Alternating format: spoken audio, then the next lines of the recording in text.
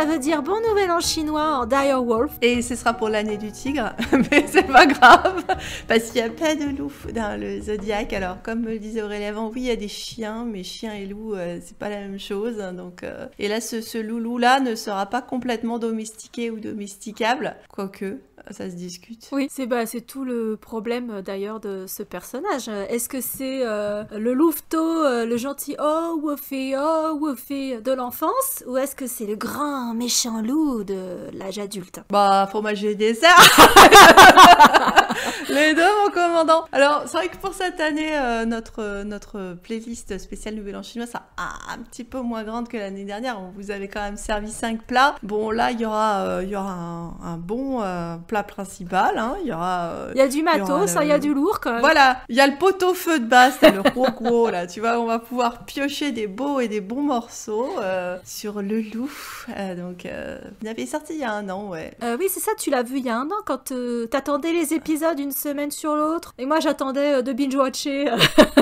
Donc, je l'ai vu il y a pas longtemps. Et il a traîné un moment parce qu'il avait été produit en 2017. En fait, il a traîné 3 ans dans les tiroirs. Il y avait des gens qui le guettaient, qui voulaient cette série. C'était le loup. C'est devenu l'Arlésienne, quoi. Le loup sortait pas. Moi, quand je suis arrivée dans le monde du drama, je voyais plein de gens qui le réclamaient, ce drama. Puis j'étais pas du tout investie dedans parce que quand j'avais vu les acteurs, j'étais là, ouais. Il y avait effectivement le mec qui sur lequel beaucoup de gens se sont branchés pour cette série, c'est-à-dire Xiao Jian, qui est un des 2 héros de The Untamed. Alors comme ce truc a fait un carton monumental, il y a des fans de cet acteur, donc ils voulaient absolument le voir dedans. Et c'est un des 3 personnages principaux, effectivement. Il y avait Li Qin, donc notre princesse casse-couille de Princess Agents. Ouais. Bon, sans plus, quoi. Et puis donc, il y avait marqué, Darren Wang. J'avais pas forcément d'investissement, je le connaissais pas, ni des lèvres, ni des dents. Et quel dommage.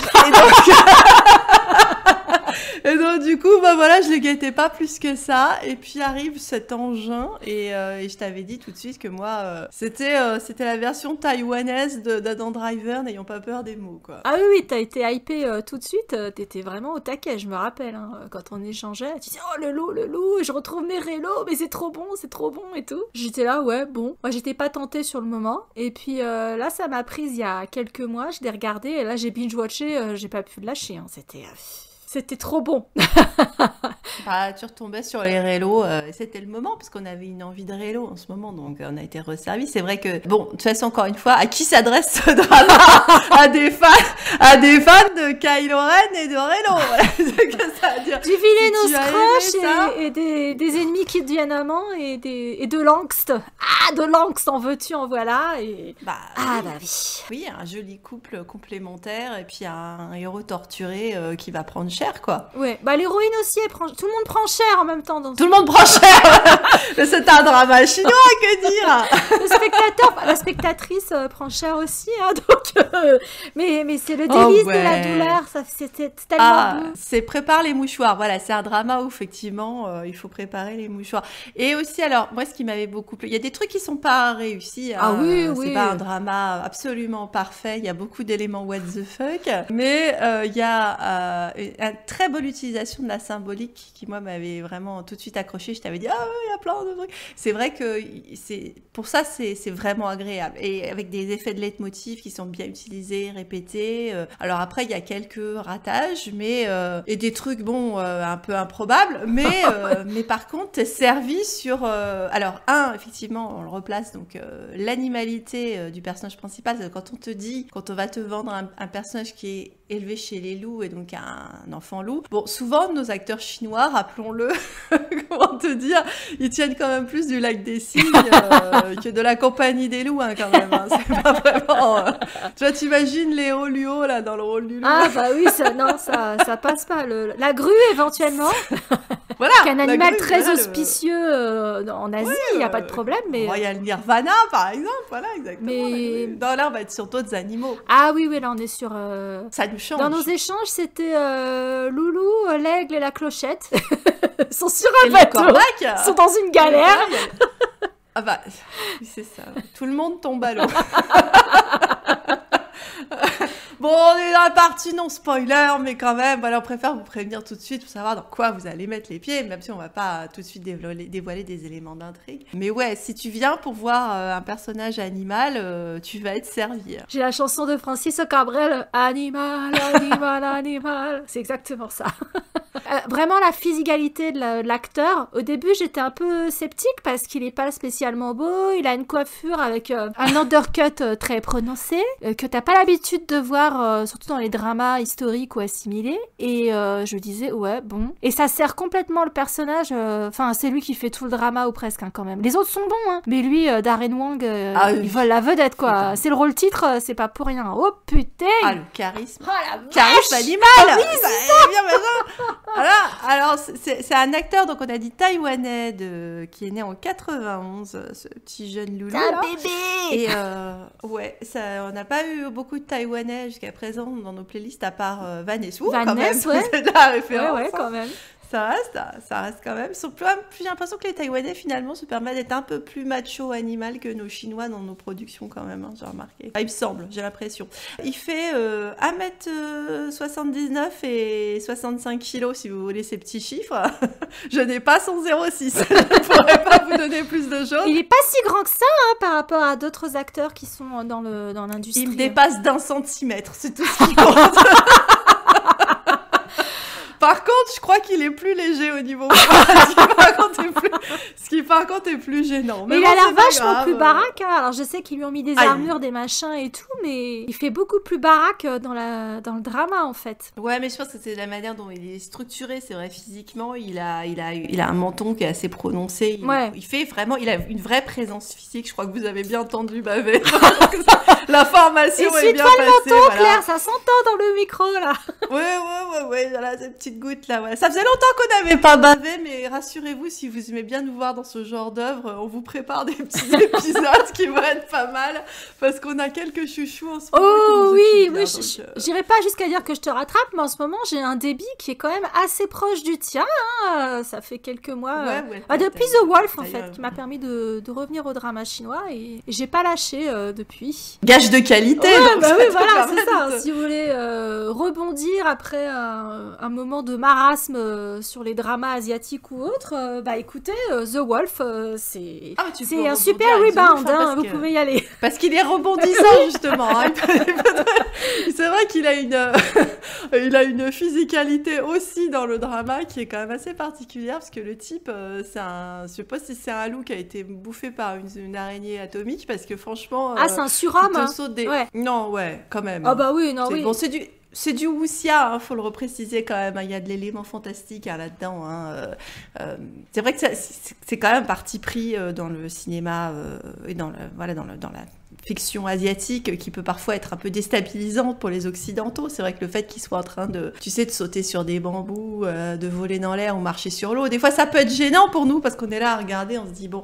Mais eux, c'est vrai que c'est leur convention de physicalité. Ouais, quoi, on va dire, et puis de récits, de chorégraphie, je dirais presque que ça fait partie de leur folklore. Hein. Je pense que ça.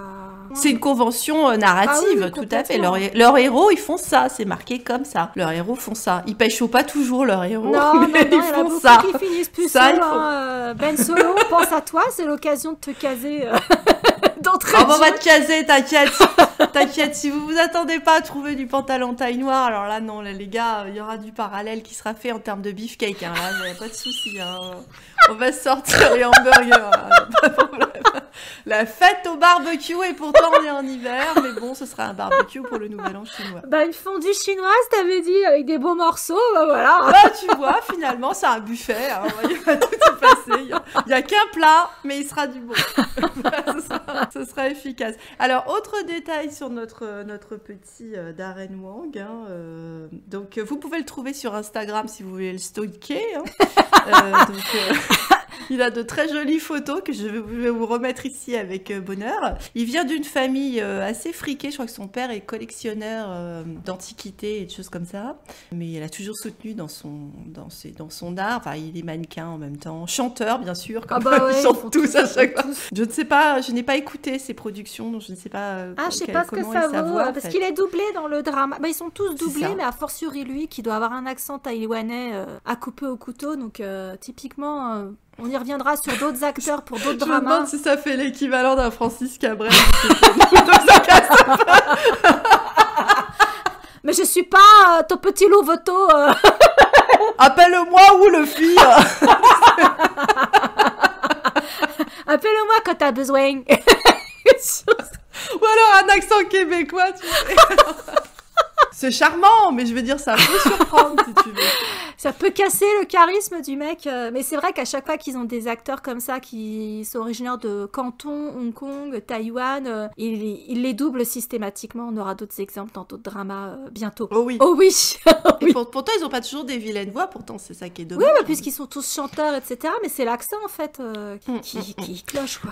Dernier détail sur sa vie privée que je peux vous donner, je sais pas s'il est encore célibataire, mais son premier amour était l'actrice Park Shin-hye, une actrice coréenne qu'on peut voir dans Les Mémoires de l'Alhambra avec Yoon Bin, dont on avait vaguement parlé parce qu'on n'avait pas trop accroché. Mais enfin, apparemment, il avait flashé sur cette jeune fille, donc bah, c'est vrai qu'elle n'a pas duré. elle est très charismatique aussi. Hein. Il a fait un film que j'aimerais bien voir, qui est un remake de It Started With a Kiss, que j'ai vu récemment, qui est un drama taïwanais qui a été adapté dans plein de versions. Il y a des versions. Enfin, je crois que c'est après un manga, donc ça a été adapté en japonais, en machin. Et c'était pas mal du tout. J'aimerais bien voir son interprétation à lui. Et il est dans un film sur Netflix, Super Me ou un truc comme ça. Pour moi, c'est The Wolf et point barre. Bah, je te confirme parce que j'étais très contente d'aller le voir en me disant oh, chouette, tu peux avoir mon chouchounet loulou. Et j'ai pas accroché plus que ça. C'est pas qu'il était pas bon dedans, mais voilà, c'est loulou quoi. Donc pour l'instant, j'arrive pas à le voir dans autre chose que dans The Wolf. Ouais, bah à voir ce qu'il va nous proposer par la suite. Mais il est tellement bon dans ce rôle que. Ah bah il était fait pour lui. Je pense pas qu'ils auraient pu faire ce drama avec un autre acteur. Franchement, je vois pas quoi. Ah, moi j'en ai peut-être un en tête. Mais qui est trop vieux, je pense, maintenant. Mais le pitch, oh bah fais-le, non? Tu veux pas le... Ah, j'ai un pitch, moi. Alors, ah bah vraiment. Alors, le pitch. Donc, eh ben, on commence avec l'union improbable, enfin l'amitié improbable entre deux jeunes enfants. Alors, ils sont censés être des gosses, hein, c'est un peu difficile à regarder parce que c'est pas des enfants hein, qu'on regarde, mais ils se comportent comme des gamins de 12 ans. Donc, ça peut être un peu compliqué sur les premiers épisodes parce qu'ils ont toujours du mal à jouer les... Enfin, je sais pas pourquoi, ils veulent absolument les mettre en gamins. Donc, deux gamins, donc une jeune fille d'une bonne famille, une famille de grands généraux, et qui a perdu sa maman, et donc qui est toute triste et qui zone dans la forêt, et elle tombe sur un jeune garçon qui a été élevé par les loups, ça n'est pas Mowgli, et il porte plus qu'un slip rouge, malheureusement, et donc ils passent du temps ensemble à découvrir les choses de la nature, à herboriser, tout ça, enfin ils se comprennent, elle lui apprend un peu le langage, elle veut essayer de le civiliser, et lui il lui apprend son monde magique, etc. Là le drame arrive qui va les séparer, que comme il essaye de sauver un de ses frères loups, il est poursuivi par d'autres hommes qui veulent lui mettre la main dessus, et elle, pour le sauver, elle lui balance des caillasses dans la gueule parce qu'il veut pas partir, enfin, pour qu'il s'en aille. Elle fait sa méchante, quoi. Premier drame, premier malentendu dans leur relation. Lui tombe d'une colline, donc a priori il est mort, elle s'est fait blesser au passage, enfin bref. Et il se retrouve des années plus tard, il a été adopté par un empereur bâtard qui a fait de lui une arme de guerre, et un prince, tant qu'à faire, promotion. Et lui et sa bande de chevaliers de reine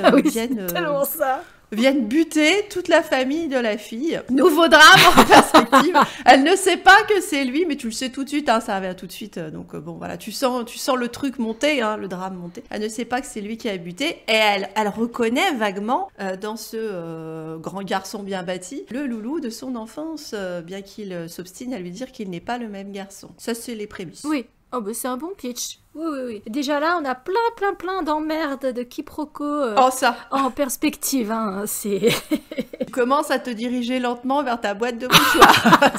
T'anticipes. Tu la rapproches discrètement sur la table. T'anticipes une ambiance à la Goodbye My Princess, déjà d'ambiance. Où il y avait déjà des loups aussi. Oui. Alors les loups en CGI, à part le louveteau c'était un vrai louveteau, ou un vrai chien-loup, voilà. Et sinon, il y a des loups en CGI qui sont pas... Ils sont moins dégueulasses que dans Princess Agents, mais c'est pas... Ah bah il y a de la CGI, oui. Elle est pas génialissime, elle est pas affreuse non plus. Je sais pas pourquoi ils CGI absolument tout. Ça, c'est un truc... On a des hérissons aussi. Et les papillons, mais les papillons, c'est normal. Parce que là, pour le coup, tu peux pas les éduquer et leur faire faire ce que tu veux. Parce que le papillon, c'est son symbole à elle, en fait. Il lui a fait découvrir les papillons dans leur espèce de jardin d'Éden. Hein. Alors, si vous entendez du bruit, c'est mon tigre à moi, mon chat qui monte sur les meubles de la cuisine. Donc, ouais, quand il lui faisait découvrir son jardin d'Éden, il lui montrait l'air du vent, tout ça. Et puis... Ah oui. Et les Faut papillons tasse tout et du tout. lot. C'est trop beau. Bah si, faut vous remettre un film qui est cher au cœur des Lucasfilms. Tu l'avais bien d'ailleurs plié au début. C'est Legend Ah oui, au début. c'est Lily et Jack. C'est tellement ça, quoi. Le garçon de la forêt et pas la princesse, mais voilà. Et c'est l'innocence de l'enfance qui va être perdue suite à ce drame. Et cette innocence qu'ils ne retrouveront une petite jamais. princesse parce qu'elle est avec ses petites clochettes, ses petits vêtements, ses petits machins.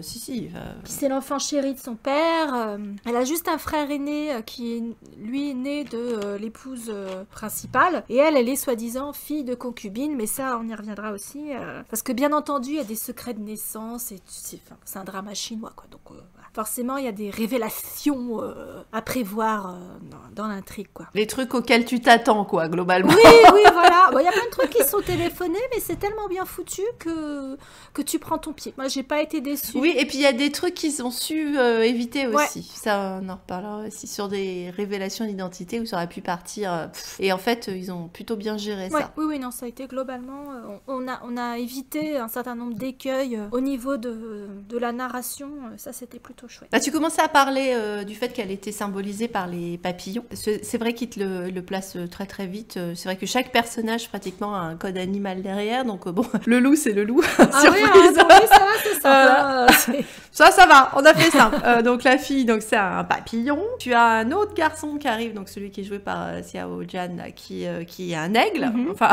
il est un aigle que de nom. Hein, parce que quand tu vas penser à un aigle, pour moi c'est une créature extrêmement intelligente. Je sais pas si j'irai lui appliquer ça, mais bon, il y a le côté liberté, etc. Et il y a un corbeau, enfin une fille corbeau. Elle c'est un mix corbeau-serpent quand même. Hein. Corbeau-serpent, ouais. oui, c'est vrai. Mais alors, ce qui est intéressant, c'est que les trois animaux principaux, je vais mettre le papillon de côté parce que c'est vraiment l'élément qui, tu sais, qui va prendre cher parce qu'il a rien à foutre dans ce brelan là. Ouais. Parce qu'au niveau, là, t'as ton carré et dans ton carré d'as, tu vois, t'as effectivement, t'as un joker, t'as un truc qui traîne là-dedans, fragile.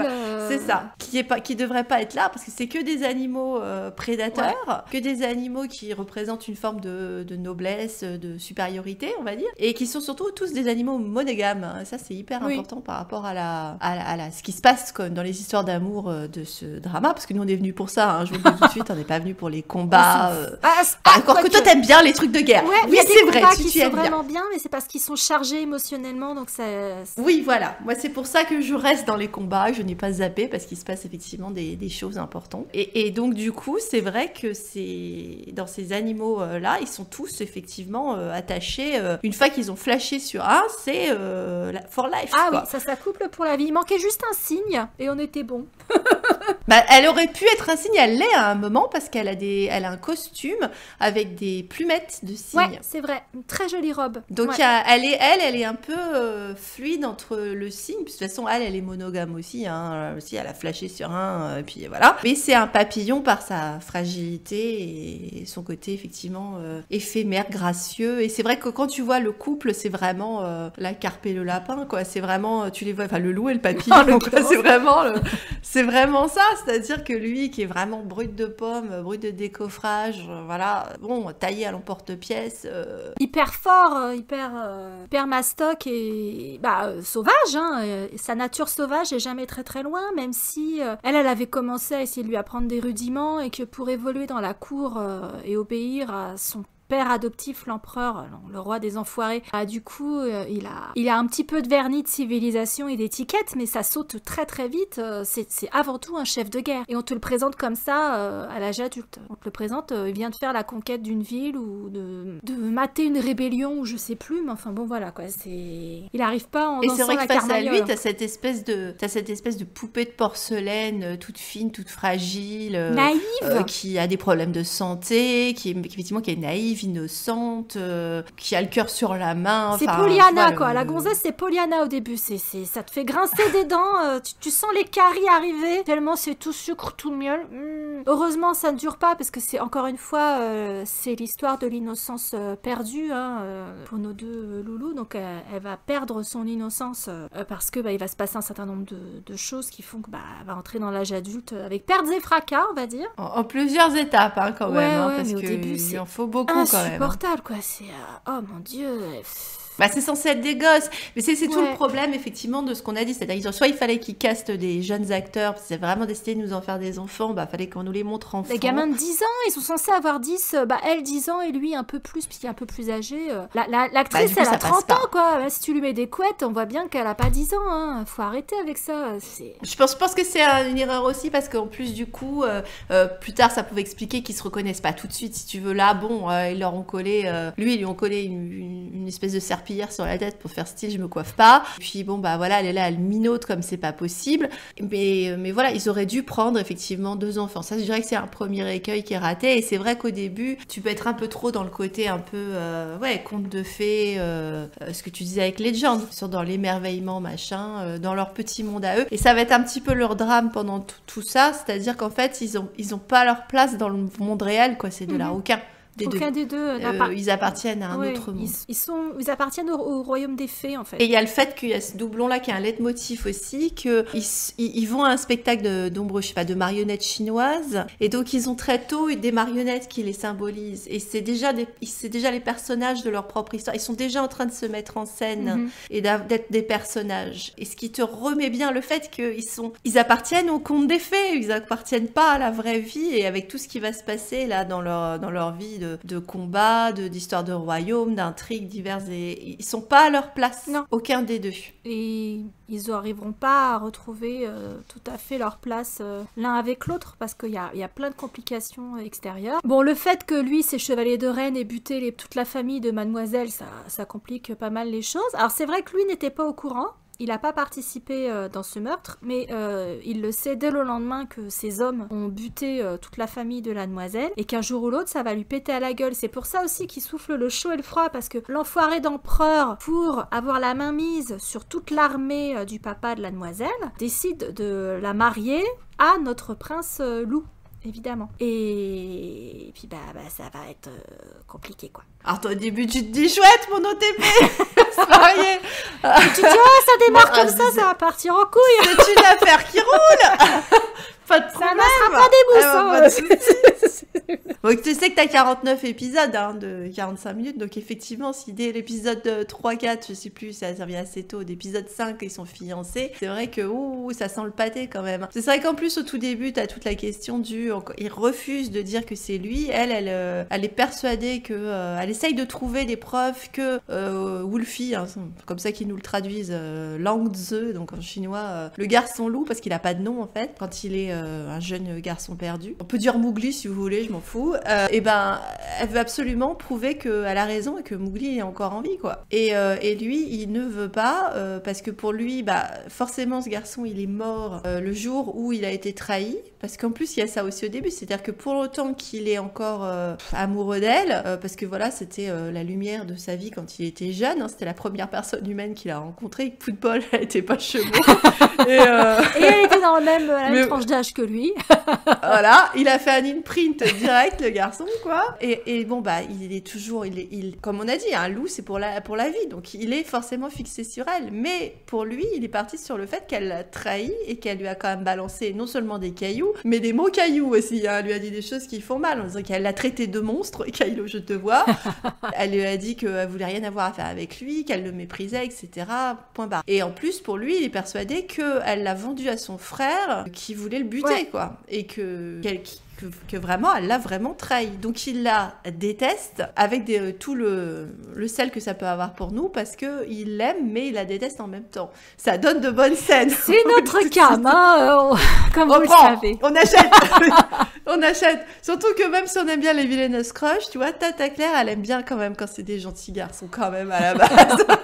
Donc c'est vrai que comme pour moi c'est quand même un gentil garçon, c'est fromage et dessert. Alors, ce que j'ai bien aimé, c'est que ce malentendu, il va pas traîner pendant toute la série. Même s'ils ont beaucoup de passifs à épurer, machin, de choses à mettre au clair, mais ce malentendu-là, il va durer juste ce qu'il faut, avant que ça devienne chiant. Et puis surtout, une fois qu'il est tombé de la falaise après cette trahison, il a été récupéré par cette ordure d'empereur, qui en a fait son chien de guerre, et qui lui a fait subir les pires tortures pour en faire un guerrier, voilà, une machine ultime. Donc il a d'autant plus de raisons de lui en vouloir. Et puis quand il arrête pas de lui dire non mais je suis pas Mowgli, c'est fini en fait. Tu sais pas qui je suis devenue pendant toutes ces années. Tu n'as aucune idée de la personne que je suis devenue, de ce que j'ai subi. C'est moi. De ce que j'ai dû faire. Ce que j'ai dû faire. Moi maintenant, j'ai plus rien à voir avec.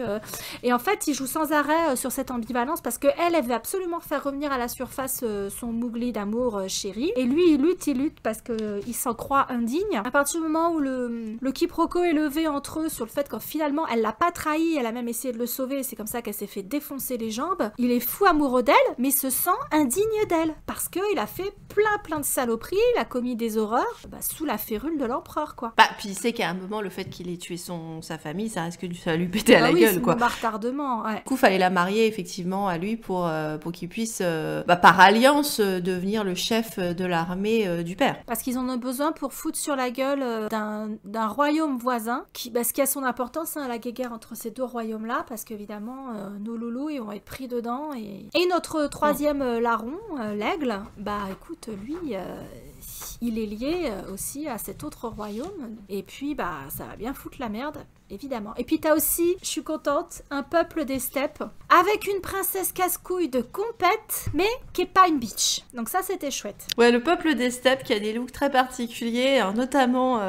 Il y a des chevaliers, on dirait les chevaliers de Nid, on a parlé des chevaliers de Rennes. Mais alors, à un moment, il y a un design de chevaliers. Je te jure, c'est vraiment ça. Ils veulent un shrubbery, les mecs. Hein. C'est pas possible. Ça, j'avais jamais vu ce design avant. Ah, c'est pas ce qu'ils ont fait de mieux. Ça et les perles, en veux-tu en voilà, de la princesse casse-couille, c'est pas ce qu'ils ont fait de mieux, quoi. Non. Mais moi, je suis toujours contente quand j'ai un peuple du cheval, des steppes ou du désert dans les dramas. Ah, puis là, t'as quelques scènes, pour le coup, dans des steppes, t'as une espèce de toundra, là, ou je sais pas quoi. Enfin, il y a quelques scènes en extérieur. Tu te balades un peu, pas énorme, mais tu te balades un peu. T'es pas que dans du décor de studio. Il y a des jolies scènes en extérieur. Oui. Il y a des très jolis endroits en extérieur. Mais ils ont beaucoup tourné en extérieur dans un parc national, je crois. Mais du coup, c'est vachement appréciable pour nous parce que toutes les scènes en extérieur, c'est vraiment très beau. D'une manière générale, il y a quand même une photographie qui est assez belle. Sur les costumes, je suis un petit peu plus partagée. On va dire. Ouais, va falloir m'expliquer les shoes de Darren. Les chaussures. Alors, j'ai pas du tout vu les shoes de Darren, mais mes yeux ne sont pas descendus aussi bas. Je suis arrêtée avant. T'as que ça à voir ou presque, alors je sais pas. Pourquoi tu voudrais que je regarde ces shoes? Non, mais moi, j'ai pas regardé les shoes. Je trouvais ça bien qu'il s'est fait une espèce de truc composite. C'est vrai que tu parlais du fait qu'il a une coupe de cheveux qui est une coupe moderne, hein, très clairement. Mais ça lui va tellement bien. Mais ça lui va bien, il est badass, clairement. Ouais. Et le fait qu'ils l'ont looké, bien qu'il soit en costume historique, entre guillemets, je rigole, mais avec des éléments qui sont très modernes, quoi. Il est avec beaucoup de cuir, avec des choses comme ça, donc c'est vraiment modernisé. Alors, il y a une réflexion sur les costumes qui sont too much, certainement. Tu vois, par exemple, ceux de la méchante, de la Corbac. Alors là, ils se sont fait plaisir. Alors là, au niveau des coiffures, on y va à fond. Alors, on n'a pas peur de la mettre dans des cages, des machins. Alors, les gars, on va aller jusqu'au bout de notre symbolique. Alors, on la fait à fond, on la met dans une cage à oiseaux, on lui fait péter les plumes dans tous les sens. Et voilà, c'est vraiment une ambiance conte de fées symbolique. Oui, c'est pour ça que Legend, moi, ça m'a frappé très tôt et ça s'est confirmé tout du long. Alors peut-être que là, ça pourrait évoquer aussi la sorcière Charal des Ewoks, la bataille d'Andorre. Charal. Mais en plus réussi. Non, je trouve que là, tu insultes ce drama, là, non. Non, parce que l'actrice est très belle, celle qui fait le corbeau / serpent, elle est très belle. Ah, elle est très belle et elle est dans un drama avec Chen Kun, je suis hyper heureuse. Non, puis elle a un rôle, c'est pas une bitch non plus, c'est plus ambigu que ça, je trouve. Bah si, oui et non. Mais disons que, alors, à part l'empereur bâtard, on va dire, et un ou deux personnages masculins, c'est un drama où la question de la rédemption et de la seconde chance est importante. Et donc, ils le font plutôt bien, Oui. ça aussi. Ils évitent le côté caricatural, à part sur un ou deux voilà, méchants qui sont des vrais méchants, qui sont indécrottables, pas rattrapables. Mais sinon, t'as quand même relativement de la nuance et des évolutions chez les personnages. Oui, ça c'était intéressant. Je trouvais que vraiment la plupart des personnages étaient bien écrits, ils étaient à plusieurs facettes et moralement gris, on va dire. Donc ça c'est toujours bien dans un récit de fiction. Et puis ouais, t'as pas des bitches caricaturales irrécupérables, c'est reposant parce qu'on aime bien nos bitches qu'on adore détester et qui n'apprennent jamais et qui voilà. Mais de temps en temps sortir de ce stéréotype pour avoir des personnages féminins secondaires avec un peu plus de substance, bah c'est bien aussi. Et là, c'était le cas dans The Wolf. Moi, j'aime mieux quand elles apprennent, hein, les bitches. Je dirais que ceux qui apprennent le moins là-dedans, c'est les... Ouais. C'est dingue. Là, on les adore, hein. On les adore, ce couple, hein. Ils sont chouadous, hein, comme c'est pas possible. Mais alors, surtout elle, je dirais. Alors elle... Bah, c'est pas une lumière, hein. C'est pas une flèche. Alors, ce qui est marrant, parce que des fois, elle montre des capacités d'enquête. On veut absolument nous en faire quelqu'un d'intelligent, hein. Mais en fait, tu vois très très rarement se manifester son intelligence. Hein. Elle est d'une quicherie. Ah bah pour moi, tu vois, elle est bien symbolisée par sa clochette. Hein. C'est deux cailloux qui s'agitent dans une boîte vide. Hein. Parce que régulièrement, ça fait du bruit, il y a du grelot, quoi. Mais Et qu'est-ce qu'elle a besoin de se balader avec un grelot quand elle est pourchassée à droite, à gauche, machin. Non, bah, toi, tu veux vraiment que tes ennemis te c'est grelot, c'est la chèvre des montagnes. Oh la vache. C'est la petite chèvre de Monsieur Seguin. Et on aimerait bien qu'elle se fasse bouffer par le loup. Mais bon, comment tu dis C'est tellement ça. Ah, Bibiche. Blanchette. Ah, c'est Blanchette, elle en a quasiment l'intellect. Hein. Mais elle a l'intelligence du cœur. Et puis elle a surtout ce personnage formidable à côté d'elle dont on n'a pas encore assez parlé, toi et moi, de Cunégonde. Ah, je l'adore. J'adore ce personnage. Sa suivante, alors qu'on voit dans d'autres dramas. Alors elle est dans un avec Awi Klo et Tiffany Tang, Lady and Liar, où pareil, elle joue les bonnes suivantes au grand cœur. Tu vois, c'est vraiment la soubrette de chez Molière. Ah, c'est Dorine, mais c'est dans le drama que je suis en train de regarder avec Wallace Chung et Tiffany Tang, My Sunshine, bah c'est aussi la bonne copine de l'héroïne. Et moi j'adorerais que ce genre de personnage rondouillet, rayonnant, etc., c'est vraiment elle le Sunshine finalement, soit le personnage principal et que le héros craque pour elle. Parce qu'elle est mimi tout plein. Honnêtement, moi si je devais craquer sur une nana, sur une actrice dans ce drama, ce serait elle. Ah, c'est elle que j'emmènerais au plumard, hein. C'est pas les autres sacs d'os, hein, je vais dire, c'est clair. Et apparemment, c'est une très très bonne copine de Xiao Zhan, donc l'acteur qui fait, ou Zhan Xiao, je veux dire, qui fait l'aigle. Ah. C'est des copains, ils font chaque fois qu'il a un anniversaire, la nana elle vient, enfin bon, ils sont potos. Ah, elle a du peps, elle est vraiment chouette cette actrice. Elle est vraiment vraiment chouette. Mais jusqu'à présent, castée effectivement que dans des seconds rôles, mais voilà, c'est vrai que c'est vraiment la suivante que t'as d'habitude chez nous dans nos comédies ou dans du Shakespeare, si tu veux, qui est un peu malicieux, un peu coquine, et ça change parce que même si t'as souvent des soubrettes malicieuses dans nos dramas chinois, c'est quand même souvent des copier-coller de la nana, oui. Quoi. C'est-à-dire ça reste quand même des filles toutes fines, toutes machin, toutes bidules. Bon, voilà, c'est vrai que ça changeait son physique et ça faisait vachement plaisir. Ah oui, elle a vraiment un personnage très très intéressant parce qu'elle amène du comic relief, mais dans les scènes de drame, bah elle tient la route aussi, quoi. Donc ça c'était vraiment chouette. Et puis en armure, elle a l'air relativement badass quand même. Alors par contre, elle disparaît à un moment, on la voit plus. Ouais, il n'y avait plus de place pour elle. Non, c'est un peu dommage, parce que c'est vrai qu'elle occupe beaucoup au début, et puis il y a un moment, ils n'ont plus trouvé de place apparemment. Qu'est devenue Cunégonde? Voilà, c'est une question qu'on s'est posée à un moment. Je me suis posé cette question, on s'en fout, c'est pas ce qu'il y a de bien, enfin, personne s'inquiète de savoir où est passée Cunégonde. Oh, moi je pense qu'elle a dû épouser un mec riche qui est un très bon cuisinier dans le deuxième royaume, là. Je pense qu'on peut rapidement passer aux parties spoilers. Ouais, on va rentrer en tout cas dans les détails de ce qu'on n'a pas aimé finalement, pas grand chose. On l'a dit, bon, il y a des CGI pas tip top, il y a quelques maladresses à droite à gauche. J'ai eu du mal avec la BO, moi. À la BO. Faut le temps que ça vienne, hein, c'est.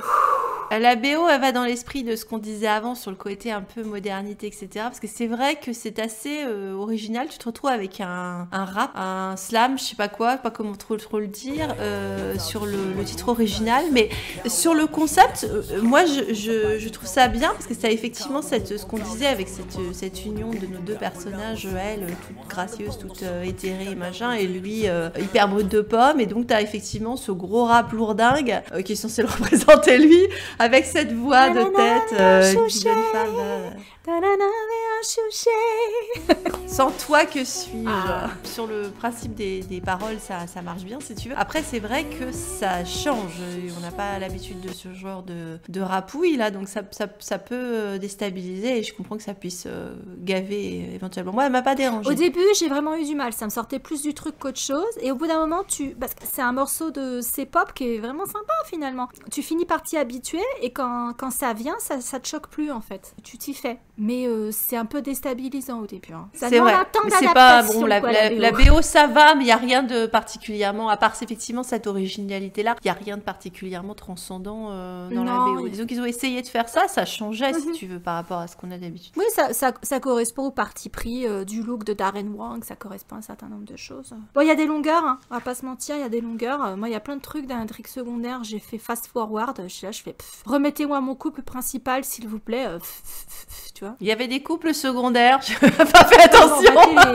Non mais c'est pour te dire. Non, c'est vrai, des fois il y a des couples, ça arrive. Moi c'est rare hein, que je flash sur des couples secondaires, donc quand je le mentionne, c'est que vraiment c'est que pour qu'il soit arrivé à retenir mon geste de j'accélère, c'est qu'il s'est passé quelque chose. Donc là je dirais que on s'en fout un peu effectivement, moi aussi. On s'en fout complètement. Mais j'irais même les intrigues de l'empereur, moi j'ai accéléré. Toi je sais que tu aimes bien l'empereur. Bon moi j'ai bien compris que c'était un bâtard, une ordure. Ah bah oui, il joue souvent les empereurs bâtards. Il était empereur bâtard dans un drama que j'ai fini il y a pas longtemps encore là.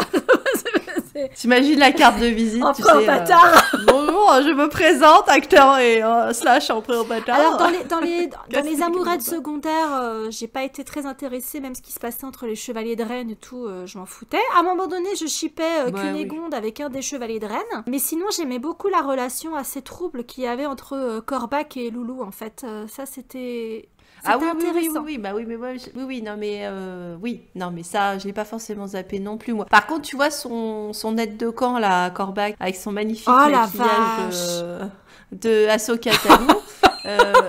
Pas moyen.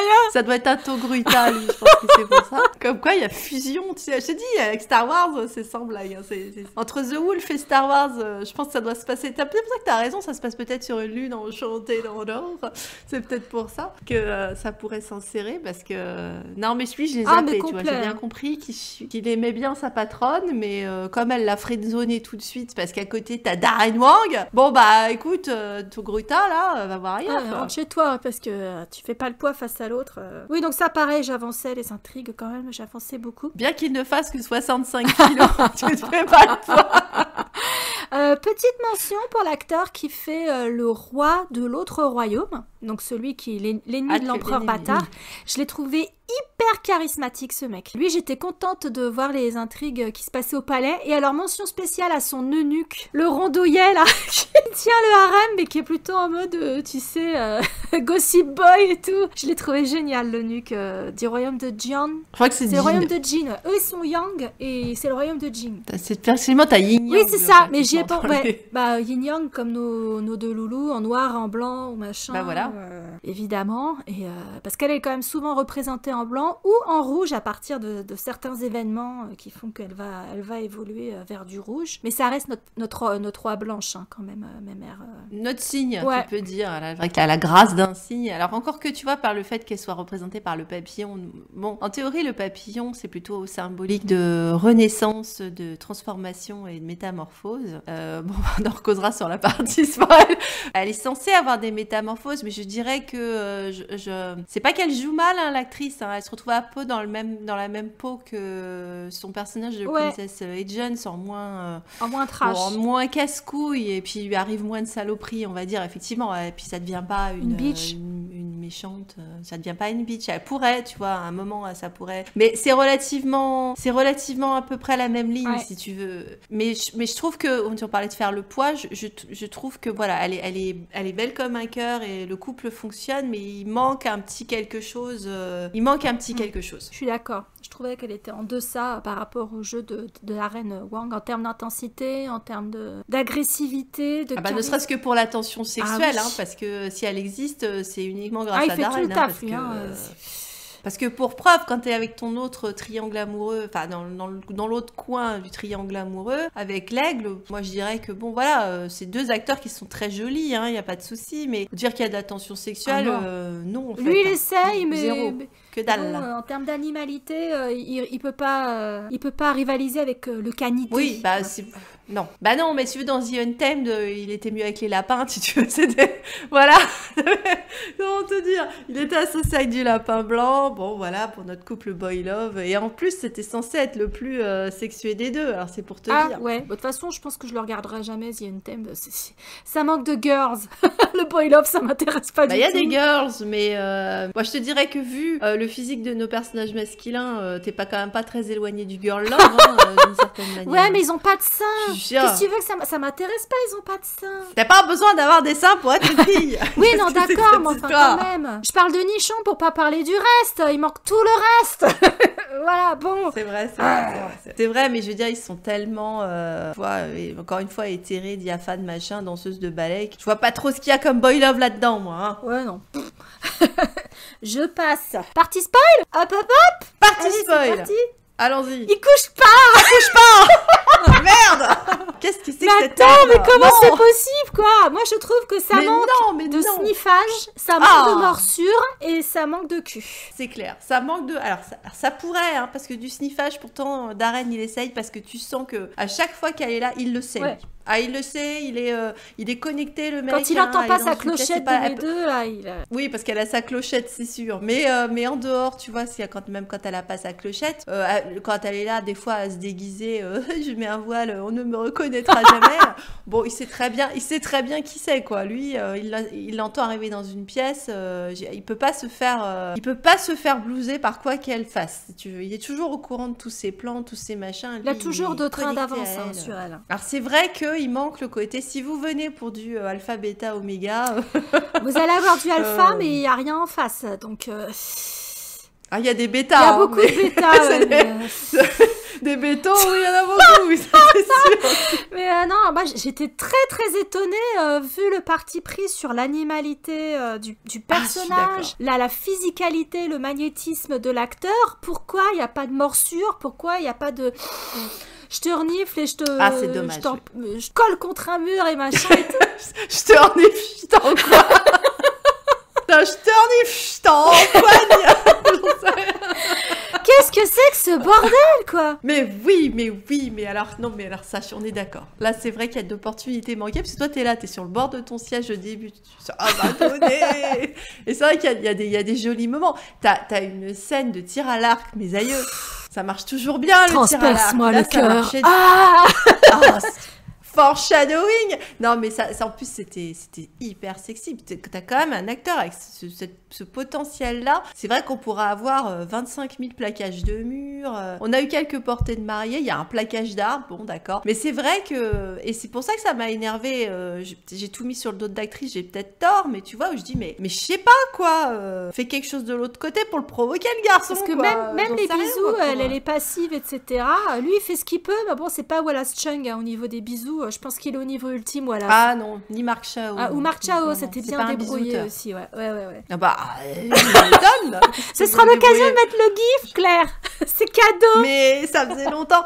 Non mais prenez des cours, les mecs, quoi. Pourquoi tu veux absolument... Enfin, et pourtant, franchement, j'ai espoir en Darren. Je pense qu'il pourrait nous faire du super bisou et tout. J'en suis convaincue. Mais c'est vrai que ça me manque. Et dans le moment où finalement ils vivent un peu maritalement quelques jours avant de crever. Tu pourrais dire, putain, tu vas crever, quoi. Ils vivent ensemble. Ils sont là, ils ont décidé d'être lookés tout en blanc, les deux, là. Du coup, alors c'est fini. Tu sais que là, t'es dans la zone glaçon, là. Hein. S'ils sont tous les deux en blanc, tu peux oublier. Mais plus de quoi. tension sexuelle dans le dernier tiers. Hein. Moi, j'en suis pas remise. Hein. Ça, oh, moi non quel plus. gâchis. Moi non plus. Mais baiser, mais vous devriez baiser H24. En plus, le mec, il a une endurance de ouf, même s'il a avalé du poison ou je sais pas quoi, mais... Oui, ils sont quand même pas en bon état quand même, je te rappelle, elle a mal aux genoux. Oh, il y a toujours moyen de il est trouver des empoisonné. solutions. Alors là, c'est des excuses, tout ça. Bah, peut-être que c'est un poison qui lui coupe la chic, tu sais pas. Hein. Ah, quelle tristesse. Peut-être contre-érectile, ce truc, je ne sais pas. Quelle sais rien. tristesse. Ils ont pas leur super médecin que tu guéris à toute vitesse dans les dramas chinois. Et ils ont pas l'équivalent du Viagra en broyant une racine, là. C'est-à-dire que quitte à aller chercher son super poison à la fin, qui la transforme en super pépé là, à la fin, elle aurait mieux fait effectivement de demander, mais passe-moi un super Viagra que je file à Loulou, qu'on ait quand même, qu'on ait au moins une nuit d'amour avant de crever, quoi. Ah la vache. Ah ouais, non, ça c'est... Bah, ça m'a fait penser à l'épisode 9 où t'as une tension sexuelle proche du zéro absolu, alors que dans l'épisode 8, le moindre échange de regard, le moindre porno de la main, t'es là... T'hyperventiles. Là, t'hyperventiles. More. Et là, t'es en mode... T'attends, hein. C'est bien. Et puis alors, c'est vrai que ça revient au moment où il la balade dans une séquence, on a parlé de légende, et on reste dans l'univers des contes de fées, parce que là, après, tu pars en où il la traîne à travers la forêt à la recherche des rats de longueur inhabituelle. En plus, elle est en rouge, exactement comme Robin Wright dans le truc, et lui en noir. C'est vraiment le même code couleur, et on est quand même proche du même du pirate Robert, environnement what the aussi. Fuck. C'est exactement ça, franchement. Et comme en plus, t'as toute cette dynamique de je te croyais mort, oh, mais la mort ne peut pas séparer les gens qui s'aiment. T'es vraiment là-dedans, dans tout ce drama, de fait que c'est vraiment le sujet principal. Et c'est vrai que dans ce moment-là où il la balade à droite à gauche, il y a des moments de sensualité. Bon, l'autre qui quiche comme c'est pas possible, elle se fait plaquer contre le mur, elle se dit oh mon dieu, il va me violer et tout.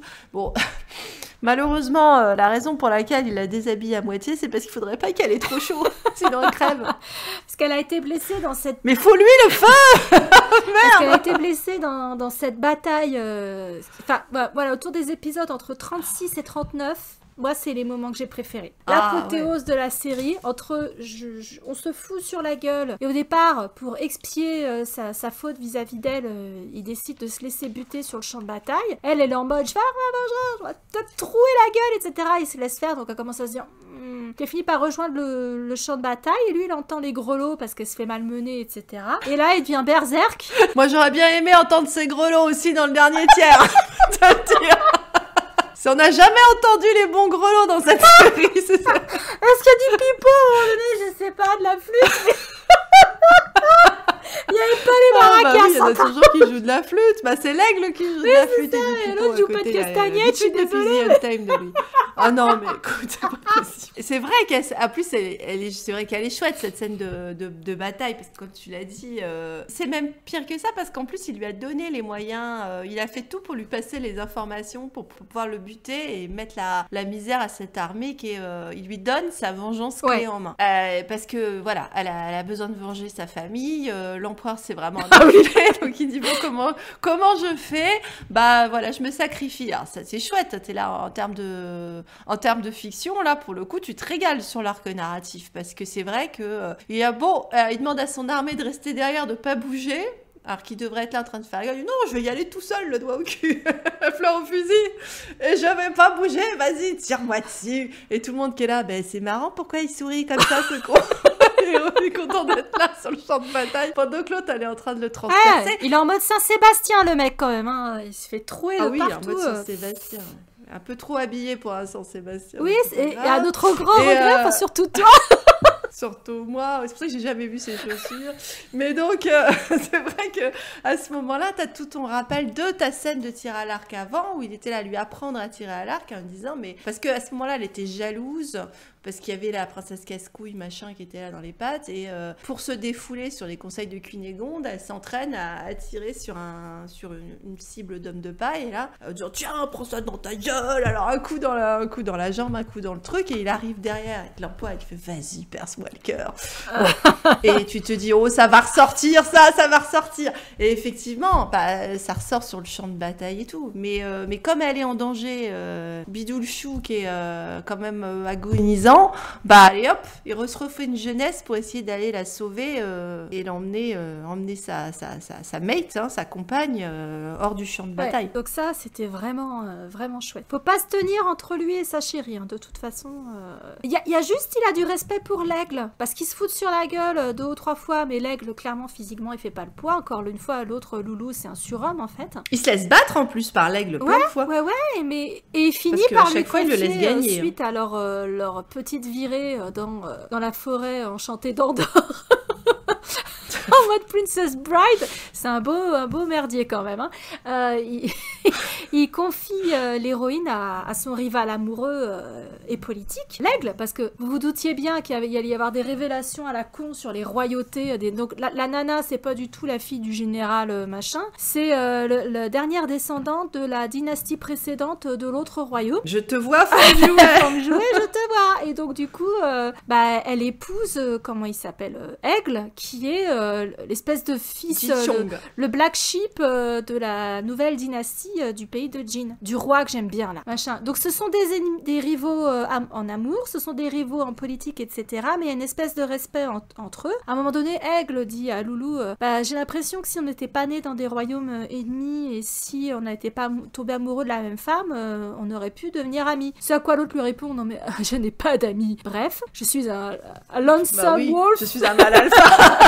Je suis un loup solitaire, je n'appartiens à aucune meute. Je suis un loup solitaire.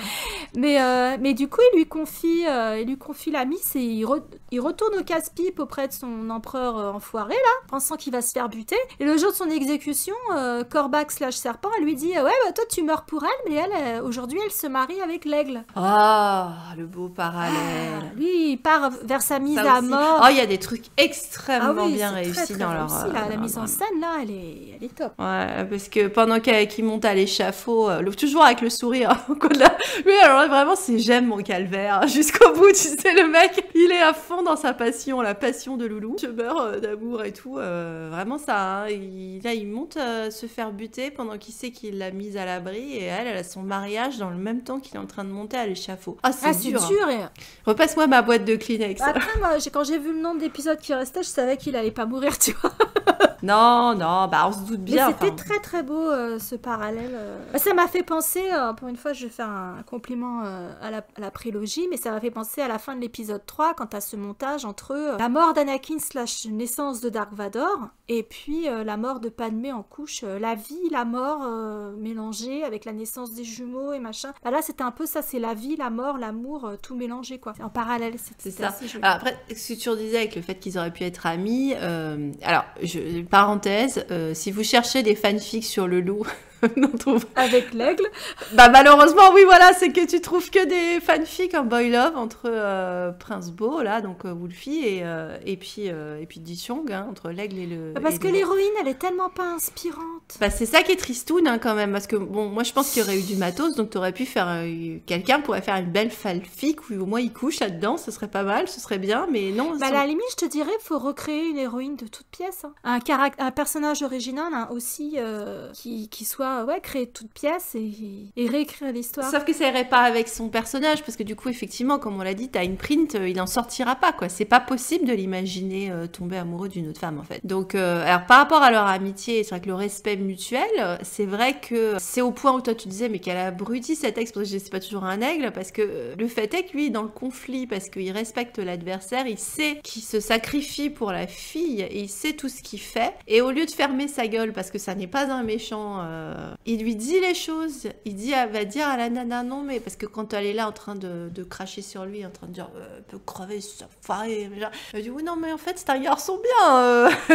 Tu devrais pas tout à fait dire ça parce que. Et il lui révèle tout ce qu'il a fait pour elle, en fait. Il vend la mèche, ce con. Il la laisse pas s'enferrer dans la haine parce que c'est pas comme ça qu'il l'aime. Oui, parce que c'est vrai qu'une fois qu'elle a découvert qu'il a buté ses parents, qu'il lui a caché la vérité, il y en a que c'est vraiment, croit-elle, une ordure, Darren Wang, Loulou. Elle devient extrêmement froide, elle a tellement hâte de se venger qu'elle fait n'importe quoi en arrivant dans le royaume de Jin avec son armée. Ça, j'ai bien aimé qu'on nous montre qu'elle devient pas une héroïne badass du jour au lendemain.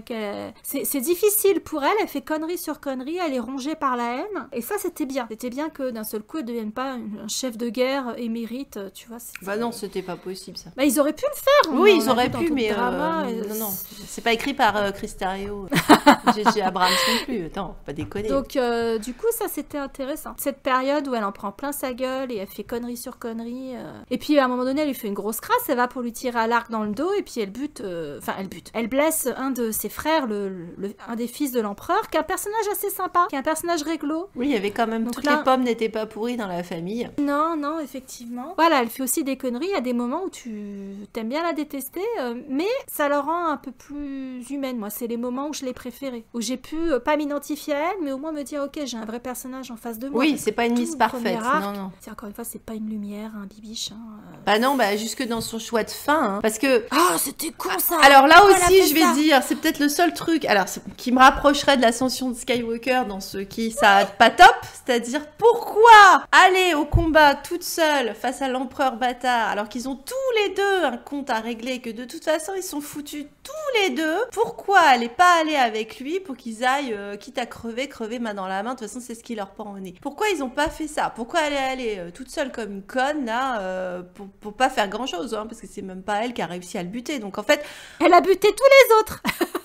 Elle a balisé le terrain, elle a fait le ménage, elle a buté tout. Elle lui a ouvert la voie, mais elle avait même pas besoin parce qu'après, quand lui il arrive derrière pour essayer de la rattraper, les autres s'inclinent devant lui because respect, quoi. Donc du coup, elle lui a même pas facilité la tâche, il vient juste pour récupérer le cadavre, quoi. Après, il emmène le cadavre et il la ramène dans leur espèce de paradis perdu, etc. Et il disparaît de la circulation et ça, c'était chouette. Quitte à ce qu'il y en ait un qui meurt, c'était la seule chose logique, c'était retourner dans leur montagne. Ah bah de toute façon, il fallait que ça se termine comme ça, il fallait la ramener là où en fait ils étaient tous les deux heureux. Ça a été le seul bonheur qu'ils ont eu de leur vie ensemble, quoi, en fait, parce qu'elle était pas heureuse là où elle grandissait. C'était vraiment les moments où elle se sentait le plus libre et le plus heureuse et aimée, et donc c'était repartir dans la montagne, dans ce monde hors du temps et hors du monde, en fait. Et même là, sur cette fin, tu reviens sur le côté légende parce que ils ont disparu de la circulation et en fait on est sur des rumeurs et des on-dit sur ce qui a pu leur arriver. Et c'est vrai que ça te donne une fin plus satisfaisante que la fin de l'ascension de Skywalker, mais ça n'est pas dire, parce que certes, il y en a un qui survit, mais d'abord, encore une fois, tu marques le deuil, etc.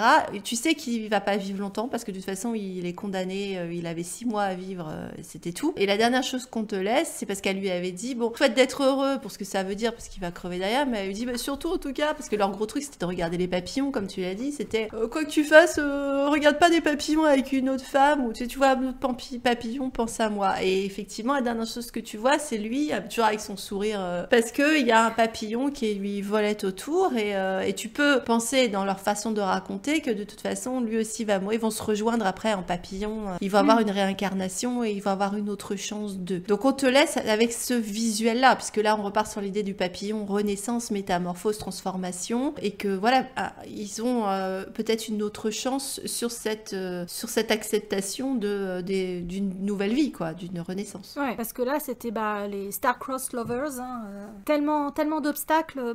Une fois qu'ils ont perdu leur innocence, il n'y a pas de retour en arrière, et tu sais que ça va juste être une lente descente aux enfers, une agonie.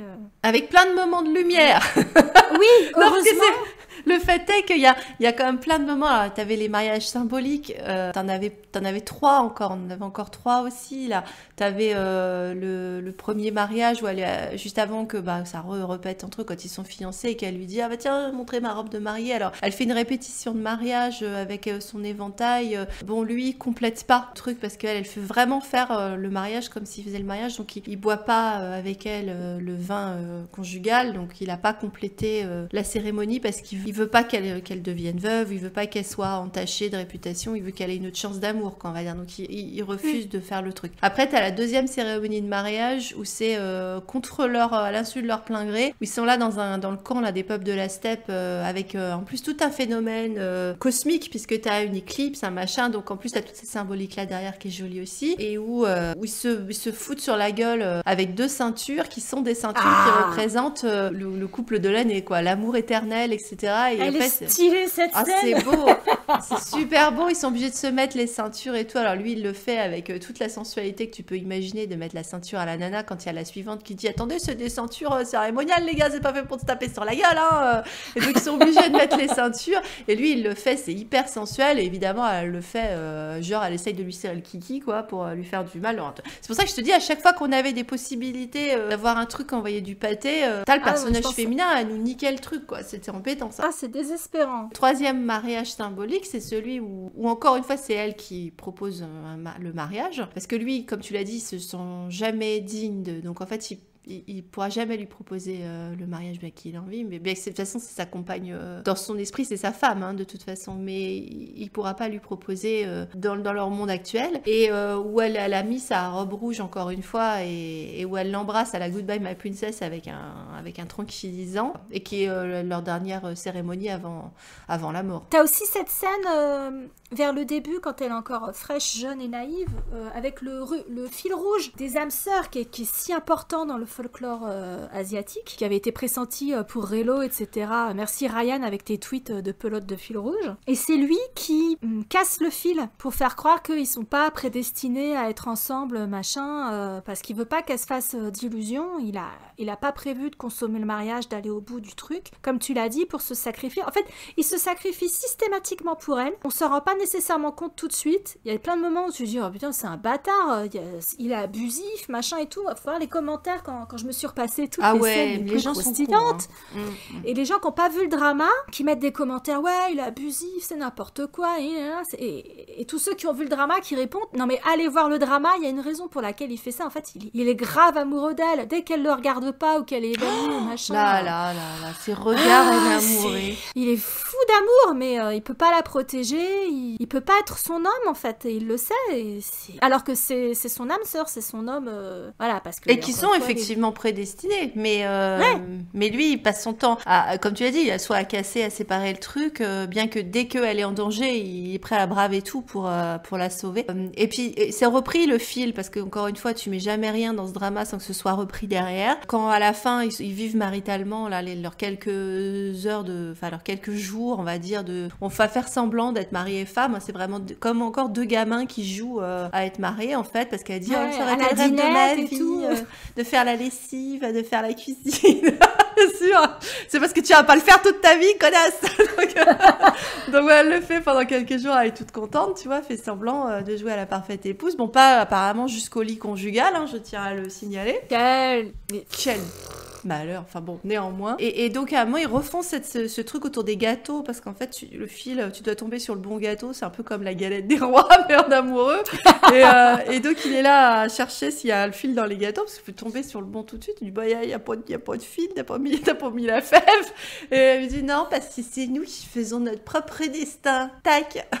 Donc c'est joli aussi cette évolution. Ça c'est joli aussi. On aime bien passer de l'idée que ils sont prédestinés, c'est un amour qui est prédestiné, etc.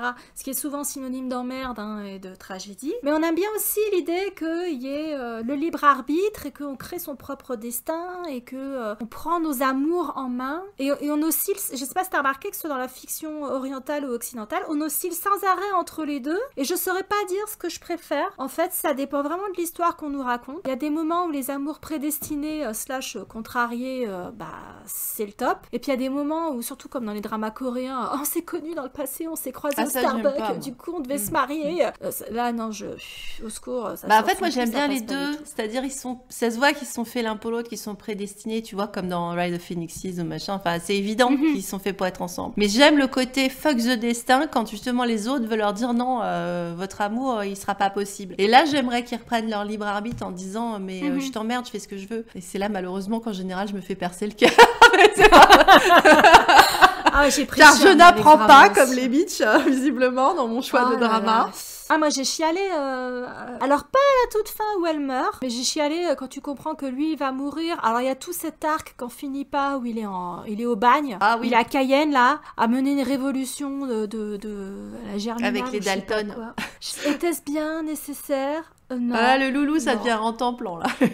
Oh là là. Alors, heureusement, ils nous l'ont pas abîmé, hein, parce qu'il y en a un qui s'amuse à essayer de marquer les gens avec le fer rouge. Tu noteras qu'heureusement, ils l'ont pas mis dans la gueule, hein, Non, ils lui ont mis sur le poitrail. sur le Et poitrail. ils ont ouais. laissé Darren beau gosse. Bah oui, quand même. Ça aurait été un crime. Ah bah ça aurait été... ça aurait pu être intéressant, mais Bah, on vu aurait une comment le- cicatrice, ça nous aurait encore refait un parallèle avec Kylo. Ouais, Mais il aurait voilà. fallu que la cicatrice soit faite par notre...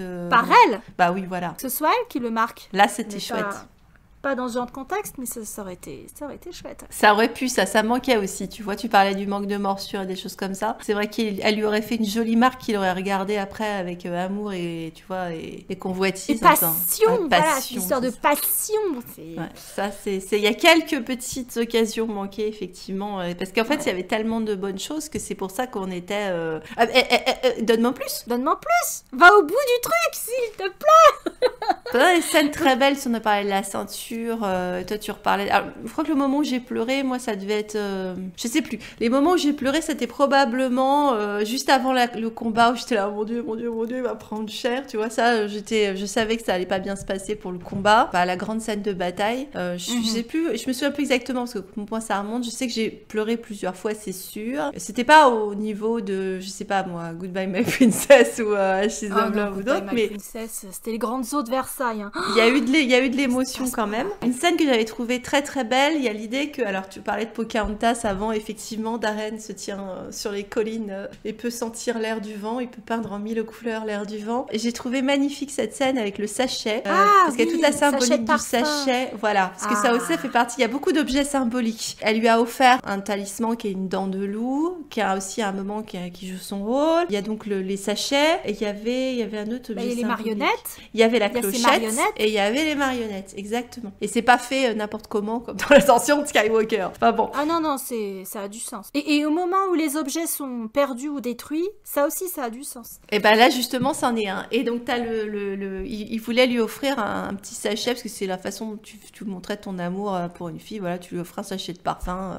Je t'ai acheté du sambon. Tu reviens de la station-service avec ton sapin désodorisant, tu sais.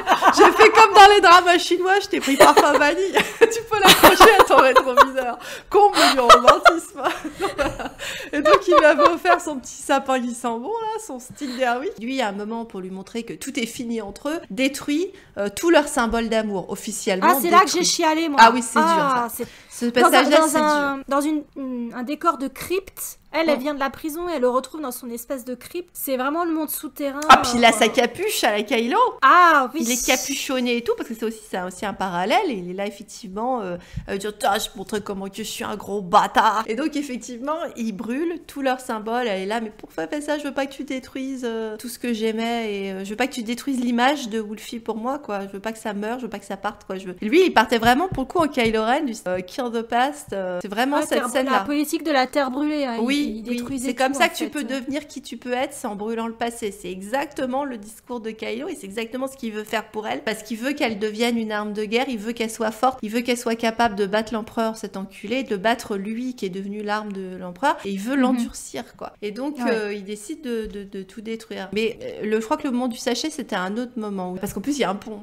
Donc, à faire, on peut faire dire à Claire. Et donc, ils sont en extérieur et ils jettent le sachet qui est emporté par le vent. Bye bye, bitch, le sachet. Alors elle est complètement triste de ne plus voir le sachet. Et puis elle le voit un peu plus loin, en train d'errer dans les rues. Et en fait, lui, il a senti, parce que c'est ce qu'il pouvait faire, c'était son de ses super pouvoirs, il sent le mouvement du vent. Et donc il s'est mis à l'endroit où le vent allait ramener le sachet et tu le vois en train de tendre la main et de récupérer le sachet. C'est beau comme... Et il est sur un pont. Que c'est le moment où elle le reconnaît, lui dit arrête de me mentir, je sais que t'es mon Mowgli parce qu'il y a que lui qui pouvait faire ça. Elle était vraiment très jolie cette scène. C'était très très beau. Ah ouais. C'était très chargé d'ailleurs. Oui, ça aussi, oui, ça va ensemble. Mais avec, tu vois, avec ces objets symboliques. Moi j'adore, c'est la tête qu'il fait à chaque fois que personne ne regarde ou qu'elle le regarde pas, tu vois. Et là t'as le masque qui tombe illico prestuo, le mec il est à vif quoi, tellement il est amoureux d'elle, il peut rien faire et machin. Et c'est j'aime beaucoup la scène le moment de l'échange. Il l'échange contre son petit frère. Le frère qui est pas mal, là, le fils de l'empereur, qui est un mec bien. Au moment de l'échange dans la steppe, là, la tête qu'il fait quand il doit lâcher sa gonzesse... Ah, tu sens qu'on lui arrache le cœur, là. Ah là là là là là là. Elle est vachement bien, cette scène. En plus, la lumière dans la steppe, là, est très très belle. Darren est au top, hein, vraiment. Il a énormément de charisme. Alors, je dirais juste un truc sur Darren, c'est que, quitte à lui donner le teint hâlé à coups de soit d'UV, soit de fond de teint, fallait faire le raccord avec les mains, hein, voilà, parce que les mains toutes blanches avec la tête toute orange, moi des fois ça m'a sorti du truc, j'étais pétée de rire en fait, hein. T'as vraiment fait attention à des détails qu'il faut jamais. Ah mais oui, non mais moi entre les chaussures et le cirage, toi, c'est autre chose quoi. Ah bah je suis désolée mais moi ça m'a fait tiquer, hein. Ça et la peau dégueulasse de l'actrice. Ah, j'ai pas fait attention non plus, mais la HD. Ah, Bibiche, elle a de l'acné et des cernes, hein. C'est normal qu'elle ait des cernes, la pauvre. T'as vu la vie qu'elle a? Des fois, ça me sortait un peu du truc quand même, je dois dire. Ah ouais, non, mais à chaque fois que le masque tombe et que tu devines ses vraies intentions et ses vrais sentiments, moi j'étais là, je fonds. C'est un attrape-gonzesse.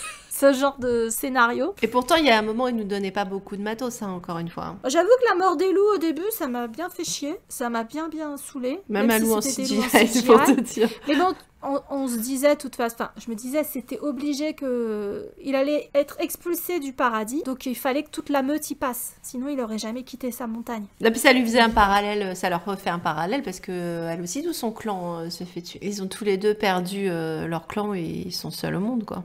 Techniquement, elle a perdu son clan 2 fois, parce que c'était la seule survivante de la dynastie précédente de Jin, donc son clan biologique, et puis son clan d'adoption, pareil, qui s'est fait décimer, donc elle a perdu son clan 2 fois aussi, elle. Est-ce que ce qui était bien, ce qu'on n'avait pas dit, mais justement, parce qu'on le gardait pour la partie spoiler, c'était la question de l'identité de Wolfie. Parce que, bon, t'as des révélations sur l'identité donc de Ji Chong, là, qui donc est un prince en goguette, et puis donc elle, qui donc était une princesse cachée, etc. Et tu pouvais dire, allez, Banco, allez, Banco, lui aussi, on va nous révéler que c'est un prince, machin, etc. Et non! Ce ne sera pas autre chose que le prince des ténèbres adopté, parce que on saura jamais qui est sa famille, d'où il vient, où il va non plus, on verra pas du coup. Donc c'est vrai que ça, ils nous ont évité ça. Et j'ai trouvé ça bien. C'est ça, ça reste cet enfant sauvage là. Ça c'était assez chouette. À un moment donné, ils disent que c'est dans les rumeurs au début, oui, ce serait l'enfant qui a perdu sa famille très jeune, c'était des fermiers qui vivaient dans la montagne et qui sont morts de la peste ou je sais pas quoi, et paraît-il qu'il y a un de leurs enfants qui a jamais été retrouvé. Et ce serait lui, donc de toute façon, ce serait un enfant de paysan à la base, élevé par des loups. Mais voilà, c'est Kylo Nobody. C'est ça, c'est le parallèle finalement de Kylo Nobody, ouais. Mais c'est vrai qu'il y avait tellement de moments où tu revoyais Kylo Ben, en plus avec ce papillon bleu qui nous balance du début jusqu'à la fin, mais qui nous balance bien du coup, parce que c'est vrai qu'il y a plein de moments hyper poétiques. Puis on a droit aussi aux lucioles et aux scènes typiques. Il y a une très belle scène dans un patio avec Luciole, et elle est avec sa très jolie robe blanche. Et il y a aussi en symbolique, toujours dans la nature, le fait que quand elle arrive dans sa cour, là où il est devenu un prince, dans son manoir, il ne veut pas qu'il y ait la moindre fleur. L'environnement pour lui doit être absolument pas stérile, parce qu'il y a des plantes, mais il veut pas de fleurs, parce que finalement pour lui les fleurs ça reste associé à leur Éden là, avec leurs fleurs en plastique là du début, et leurs fleurs CGI où t'as force bleue, force rose, enfin ils y vont à fond dans les clichés dégoulinants de ce paradis perdu, comme ils savent si bien le faire des fois avec nos jardins en hiver dans leur drama chinois là. Et donc elle, quand elle arrive dans le manoir et qu'elle est la fiancée et qu'elle essaye de s'imposer parce qu'au début il freine, il fait tout pour freiner le truc, bien qu'il soit fou d'amour pour elle. Elle veut absolument mettre des fleurs, quoi, elle veut absolument mettre des plantes et tu la vois en train de planter des trucs et à un moment il lui montre une plante qui devait jamais fleurir et qui a fleuri alors qu'elle était là. Enfin, t'as toute cette symbolique aussi derrière d'essayer de faire de la renaissance et de réparer les morceaux. Alors ils pourront jamais le faire, mais il y a des tentatives qui sont faites et ils touchent du doigt à plein de moments. Et alors bon, évidemment tu prends cher parce qu'à chaque fois tu te dis attends, va y avoir moyen de... Et non, parce que leurs étoiles sont contraires et puis surtout il y a plein de forces extérieures qui en remettent une couche et qui empêchent la chose de se faire en fait. Si ça dépendait que d'eux, je dis pas, mais là sauf qu'ils sont dans leur malheur, ils sont incapables de rester ensemble, mais ils sont incapables de rester séparés parce qu'en fait il y a plein de fois où elle acte le fait, ou lui aussi, en disant les enfants qu'on était, les Wolfie et Clochette là, qui se sont rencontrés, on pourra plus jamais les avoir, c'est fini, ils sont morts.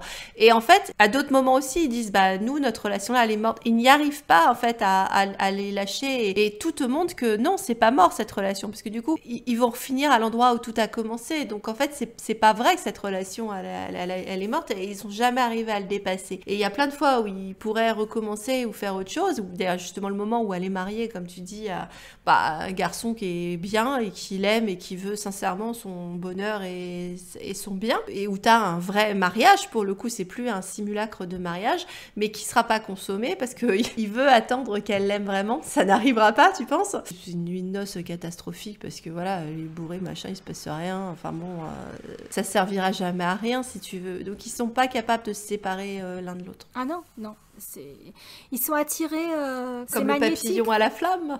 Exactement, que le papillon à la flamme, ou comme deux aimants, tu peux les éloigner un certain temps, mais s'ils se rapprochent d'un seul coup, paf, ils vont se coller l'un à l'autre, le magnétisme fait son œuvre et c'est reparti, quoi. Donc, Et ce qui est moche pour eux, c'est qu'en fait, tous les autres personnages peuvent arriver à avoir une seconde chance ou à avoir un espoir de bonheur, parce que tu disais la princesse casse-couille, donc qui avait flashé, mais comment peut-on lui en vouloir sur Darren Wang, qui devient en fait un personnage plutôt facilitant, alors qu'elle était... oui, elle devient une bonne copine. Ça devient une bonne copine. Coup de bol, à la fin, on te laisse entendre que, parce qu'elle a flashé sur Aigle sur la fin, que potentiellement, le type, qui est pourtant Aigle monogame machin, il a peut-être une possibilité d'avoir au moins un compagnonnage joyeux. Il repart sur les routes, il reprend sa liberté, etc. La Corbac, qui avait été transformée en arme de destruction, qui est une enfant qui a été brainwashée, qui a été utilisée pour ses pouvoirs de séduction et son intelligence, et qui avait flashé sur notre loulou. Elle va devenir pareil, facilitante, et elle aura une rédemption parce qu'elle devient, elle qui était une empoisonneuse, devient un médecin à la fin qui sauve des vies, si tu veux. Donc tout ça, il le donne aux autres personnages, puis notre couple principal, ça ne sera pas possible. Mais t'as même deux des chevaliers de Rennes, enfin un chevalier et une chevalière qui finissent ensemble. Oui. Qui adoptent tous les membres de la rue qui passent à proximité de leur gargote. Ils ont ouvert un restaurant. Pour plus avoir les drames des chevaliers de Rennes et de Corbac et de Loulou, en fait. C'est-à-dire qu'on utilise des orphelins pour faire d'eux des enfants soldats, quand même. C'est ce qui en germe derrière. C'était chouette aussi. C'était joli. Comme destinée. Il n'y a que, du coup, Cunégonde qui n'aurait pas pu faire son histoire d'amour avec le dernier chevalier de Rennes parce que lui, il meurt. Et donc, on ne sait pas ce qu'elle devient. Notre couple principal, c'est le drame. Voilà, c'est le drame, mais c'est pas insatisfaisant. Non, parce que c'est bien amené. Ça se tient, c'est bien amené. C'est une fin logique pour eux. Et donc, du coup, ça nous fend le cœur, mais ça nous laisse pas frustrés, en fait. Ah, on est comme Darren, on a un sourire sur les lèvres tout en pleurant des larmes. Ouais, c'est ça. En disant c'est bon, hein, ça fait de la peine, mais c'est bon.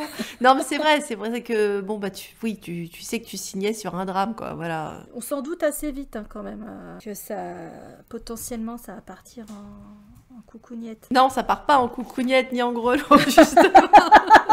C'est la seule chose qui n'est pas satisfaisante. Mais ça, je crois que vous avez compris. C'est le dommage. Tu vois, donc finalement, le parallèle avec Ben Solo jusqu'au bout, parce que il va rester Puceau. Eh oui. ouais, on peut espérer qu'ils auront une autre vie où ils vont peut-être se réincarner en loup. Ah bah, faudrait qu'ils aient que restent à la même espèce quand même, parce que là, le loup et le papillon, c'était une union C'est un peu improbable. fucké d'avance hein, quand même, le papillon. Tu te dis, je peux pas parier tous mes copecs dessus parce que s'il y a des chances que ça parte en vrille. Excellente recommandation de ta part. J'ai vraiment pris mon pied et depuis je suis sur ma lancée. Oh bah attends, forcément, t'as tous les éléments de Relo et comment ça pouvait pas te plaire. Là, c'était custom, là, c'était designé, là, si tu veux, c'était clé en main, là, quasiment. Et c'est vrai que voilà, on trouvait le magnétisme animal de notre... avec du pantalon taille haute noire, voilà, faut le dire quand même. Bon. Ne serait-ce que pour avoir une bonne excuse pour... Est-ce que j'ai encore besoin d'une excuse au point où non, on en est, Aurélie, stade, non. franchement, crois-tu que j'ai la moindre vergogne maintenant pour placer c'est même attendu si tu veux, donc voilà, bon, écoute. Bon, bah donc comme vous vous en doutez, on vous recommande très chaudement ce drama. Disponible sur Rakuten Viki, si vous voulez les sous-titres en français. Oui, parce que Netflix, comme d'habitude, on peut pas compter dessus, mais parce que je crois que dans d'autres pays, il doit être disponible sur Netflix, mais c'est pas encore le cas. Donc pour cette année du tigre, eh ben allons voir le loup, hein. Nous on y va quand vous voulez. Allez voir le loup. Elle a pas vu le loup, la pauvre bichette. Pas vu le loup, non, elle a pas vu le loup. Et puis en ce qui concerne les dramas chinois, on vous prépare de la bavouille avec plein d'acteurs chouchous qui vont sortir très bientôt. Enfin, comme vous avez compris, Aurélie a décidé de refaire le stock là, donc on va avoir de quoi vous alimenter des spéciaux. Donc vous nous trouverez très bientôt avec du contenu drama chinois. Bon, on a quelques dramas coréens sous le coude aussi qui envoient du pâté, hein, donc ça devrait être pas mal. Puis n'hésitez pas à intervenir dans les commentaires comme d'habitude. Si vous avez vu le loup, si vous comptez le voir, voilà. Si vous avez lu des fanfics dessus peut-être, ou si vous comptez en écrire, va savoir. Ah bah écrivez-en, hein, ça manque. Ah, il y a matière, hein. Ouais, faut y aller là, faut rectifier le tir, faut du cul. Tu peux faire du crossover, je te dis pas, entre Star Wars et le loup, là, franchement, les gars, non, là, il faut. Hein. Il faut. Hein. Parce que tu sais qu'il y a des crossovers entre The Rise of Phoenix et Star Wars dans les fanfics. Non. Plein. Ah, c'est bon ça. Parce qu'il y a plein de crossovers. Tu vois, quelque part, j'ose presque penser que c'est parce qu'on en a parlé. Non, c'est pas vrai. Mais c'est parce qu'en fait, je pense qu'il y a tellement de ponts. Enfin, que tu gravites vers un type d'histoire, c'est pour une raison. Donc, finalement, ça me fait vachement chaud au cœur de voir que les mêmes histoires sur lesquelles on a flashé, d'autres fans de Relo ont flashé dessus aussi, tu vois. Ça montre bien qu'il y a un arc narratif derrière, quoi, qu'il y a une sensibilité particulière et une ça façon sort pas de d'écrire notre des cul, histoires. tu vois. Jamais, non. Et du coup, pour le coup, c'est pour ça que je te dis, je serais pas étonnée qu'il y ait des fanfics crossover entre le loup et Relo, et on vous encourage à le faire si vous avez une bonne plume, parce que là, il y a vraiment de très jolies choses qui pourraient être faites, hein, vraiment. On prend le fan art aussi, hein. Ah, le problème. fan art. Et où est-ce qu'ils sont tous les fans des dramas asiatiques pour nous faire plus de crossover fanfic et fan art sans blague? Franchement, hein, faites-le, hein, ce serait trop beau, magnifique. Ouais, on achète. On achète. À très bientôt. À bientôt.